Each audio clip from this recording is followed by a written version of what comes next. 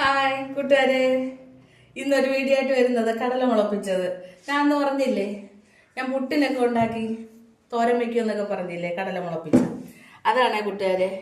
ഇത് കണ്ട, ഇത്ര മുള വീഴണം. കണ്ട, ഇത്രയും നീളം വേണം കിളിർത്ത് കേട്ടാ.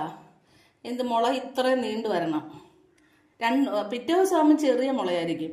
ഇത് ഇത്രയും മുള വന്നു കഴിഞ്ഞാൽ നല്ല ടേസ്റ്റാണ് കഴിക്കാൻ.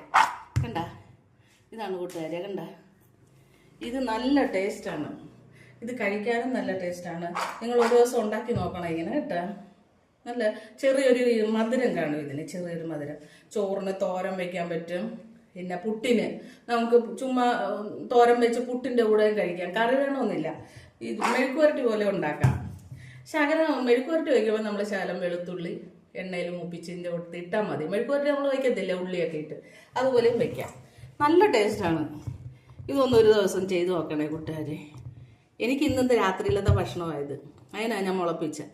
ഇന്ന് രാത്രി ഞാൻ ഇത് അവിച്ച് വേവിച്ചിട്ട് ശകലം തേങ്ങ തിരികിടും, ശകലം. എന്നിട്ട് പിന്നെ കട്ടനുമായിട്ട് വൈകിട്ടത്തെ ആഹാരമായത്. ഞാൻ ഒരു നേരത്തെ ഭക്ഷണം ഇതാണ് കഴിക്കുന്നത് കേട്ടോ. ചിലപ്പോഴൊക്കെ ഞാൻ ഉച്ചയ്ക്കും ഉണ്ടാക്കും. പച്ചക്കറി ഒന്നും ഇല്ലെങ്കിൽ ഞാൻ ഇതിനെ എടുത്ത് തോരൻ വയ്ക്കും. ഇതാണ് എപ്പോഴും ഉള്ള പരിപാടികൾ. ചെറുപയറോ എന്തെങ്കിലുമൊക്കെ എടുത്ത് ഇതുപോലെ മുളപ്പിച്ച് ഞാൻ ചെയ്യും.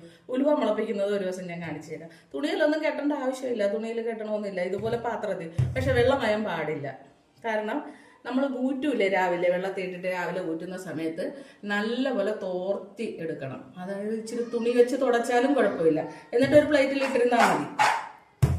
അല്ലെങ്കിൽ ഒരു പിറ്റേൻ്റെ പിറ്റേ ദിവസം എടുക്കുമ്പോൾ നമുക്കൊരു ഒട്ടലുണ്ടാകും ഈ കടലയിൽ പിടിക്കുമ്പോൾ.